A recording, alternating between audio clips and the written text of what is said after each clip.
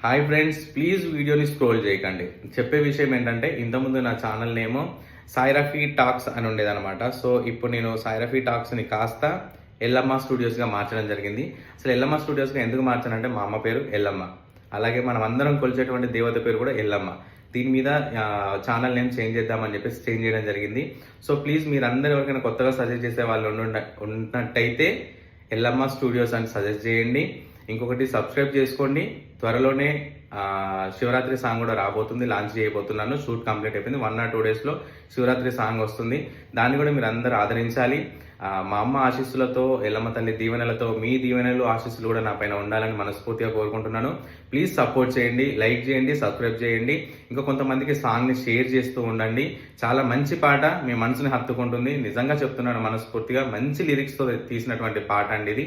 So please support చేయండి, subscribe చేసుకోండి. Channel నేము Yellamma studios. మళ్ళీ ఒకసారి చెప్తున్నాను, ఎల్లమ్మ స్టూడియోస్.